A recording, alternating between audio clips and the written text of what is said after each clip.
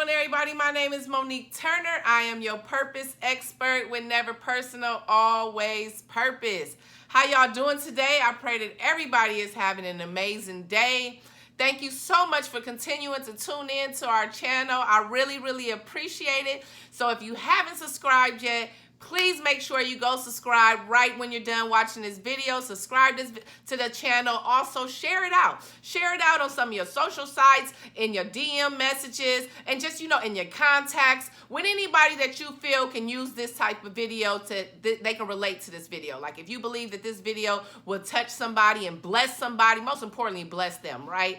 Then please share this video with them. Okay, but let's get into it, because today's topic is, really dear to my heart, because I work with youth. I am a youth advocate. I'm really passionate about the work that we do with the youth. And so that's why this topic is really close to home for me, which is 3 ways to know that your child is being bullied. There is a lot of bullying that happens within the schools every day, and it's something that's been going on for years, forever, right? I mean, I can remember being a kid. I don't really think that so much we dealt with bullying back then. I think we dealt with a lot of fights, but it was like as soon as you fight, then after you fight, then y'all was cool again. So I don't, it wasn't really bullying that we was dealing with, and everybody was connected. It didn't matter what your nationality was. We was all connected, and we would all get together. So if you was black, the Asians, the Latinos, and I remember in middle school, even in elementary school. So in high school, it was a little different. But in elementary and in junior high, we would all get to a point where we would play together. We could play soccer if we wanted to. We could play a little Chinese kickball, basketball, softball. Everything was connected, and so now today what I see is it's not really connected the way that it used to be. It's like really, school is really divided, and everybody has their little cliques, and it really is like the cool kids versus the non-cool kids versus the nerds, and the things that you'll see on TV.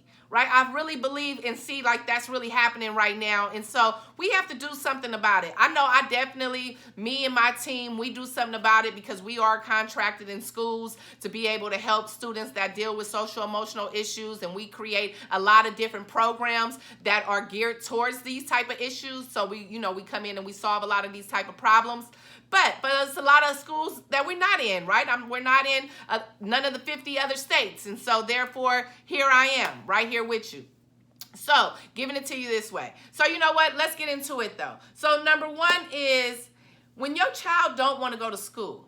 That's a problem. Just think about that. Why is it that your kid don't want to go to school? Kids love to go to school. School is fun. Why wouldn't you want to go to school if all you're going to do is now sit in the house all day?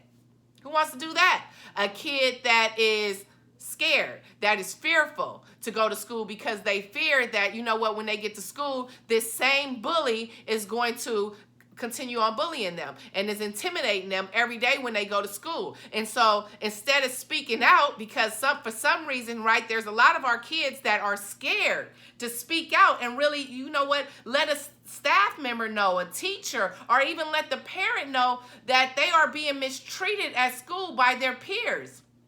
That's why it's important to make sure that you talk to your kids. Please talk to them. Let them know what a bully looks like. But I will say this too. I think that nowadays what's happening is every little thing, kids are also just saying, I'm being bullied. Everything is just, I'm being bullied. And, some of it is kids will be kids, right? We definitely understand that and we know that. So when kids are just playing with each other and say, they playing together, takes 2 to tango, and then one gets mad and doesn't want to play anymore and the other one is still playing, then now that other student to come in and say, oh, well, Miss Monique was bullying me. That wasn't bullying. We was playing together, and now you got mad and you didn't want to play no more. So I should have stopped in that moment, but because I didn't doesn't mean that I'm bullying you, right? So there's a lot of different factors that comes in also when it comes to the bullying. And so that's why it's important to talk to your kids and really see what's going on with them at the schools. And another thing what you do is go pop up. Now I get it. Some parents work at the same hours that your kids go to school. Well, guess what? If you have job, you have PTO, you have sick days, and even if you don't, Your kid is more important. Your kid is more important than a paycheck. And I get that bills have to be paid, but then you need to make some type of sacrifice when you know that you're going to go to check up at your kid's school on this particular day of the week. Then you know that you're going to be short. If you don't have PTO or sick time, you know that you're going to be short. Then you know what? Sacrifice something. Spend less on your gas. Don't, you know what? If you go to Starbucks, don't go to Starbucks for the week. Cut back on whatever type of groceries, whatever it is that you need to do, right? Because sometimes we buy things that we don't really need, right? We may want them, but we don't need them. And they can actually wait. And so that's what you need to do. Because no matter what, your child comes first. So you can't make excuses to why you can't do something for your kid, to make sure that your kid is being treated the right way, to make sure that your kid is getting a proper education. That comes first. If you're not going to put that first, then something is wrong. If you're going to put money before you put the kid that you are raising to be able to be an adult one day, to be able to go into the world and know exactly what to do and how to, you know what, be a leader in this world, then you definitely need to go and take a stand for them so that they can see what it's like, but to have somebody take a stand for them, right? So that they can know that I'm not in this alone, that I don't have to settle for this. I'm not going to allow somebody just to mistreat me and abuse me just because they're bigger than me, or just because I don't like to fight. I don't like to argue. No. That's why I'm a youth advocate, because these are the things that we go stand up for, because there are some parents that can't make it, but you know what? Then that's when we come in and we do make it, because these are things that we won't tolerate. Not at all. Not on our watch. Not on Family Purpose. So you want to check us out. We're at familypurpose.org. But let's keep going. Another thing is, if your kids don't like to talk about school, right? So number 2, when your kids don't like to talk about school, you come home, you be like, hey, how was your day today? How was school? What did you do? And they just like, oh, no, today was good. That was it. I just learned. Yep, I did math. I did English.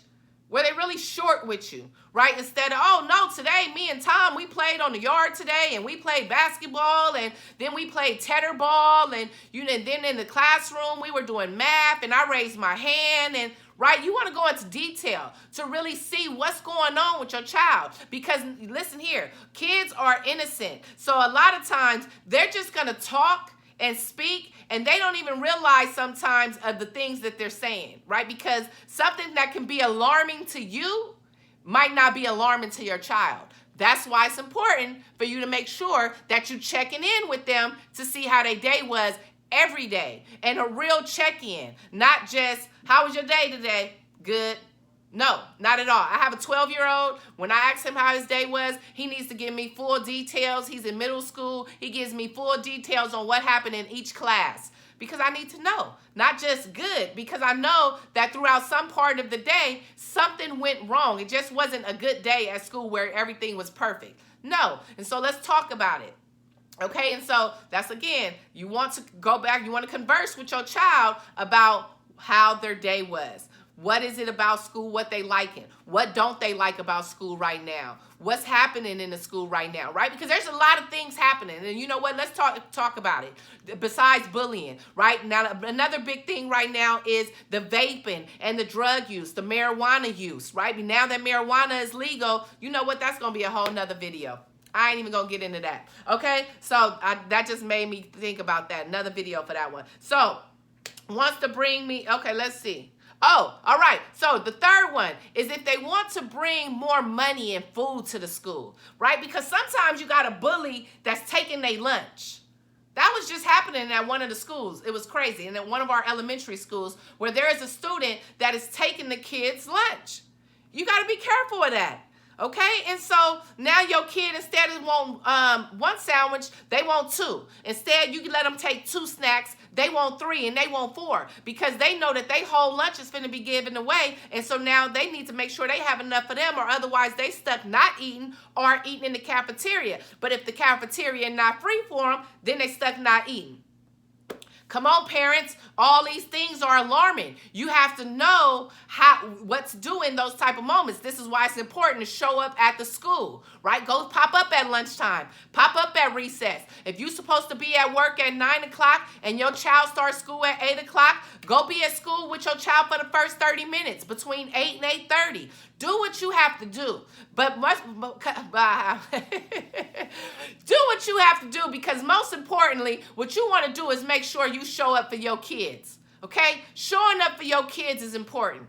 You will show up for other people. You show up for other stuff. You will go show up to the club. You will go show up to the concert. You will go show up to a basketball game, a football game. You show up for that. You make sure you got time for that, but you won't go make sure you have time to go make sure your kid is getting the proper education. You don't go make sure that you got time to make sure that your kid is okay and not being bullied or not dealing with peer pressure. Or not being the bully. Because so let's talk about that. Because sometimes your child could be the one that's being the bully. And so you want to make sure that your kid is not up there bullying other people. It's not okay.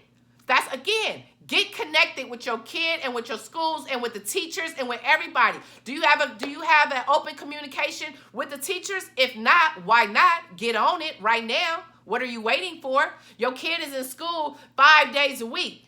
40 hours a week, just like it's a job. Why wouldn't you have an open communication with the teachers? Why wouldn't you be emailing the teachers to see how your kid was throughout that week, to make sure that everything is okay? Don't just wait for the teachers to call you to talk about your child had a bad day. Check in with them. See what's going on. Again, we want the communication lines to connect, to be like this, not be like this, one on top of the other, because then guess what? That's when the kid is able to scoop right on through.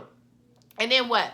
There you go. Well, then we got another student that just fell through the cracks, all because we didn't connect the communication, because we had the communication like this. And then we want to blame the other. We all at fault.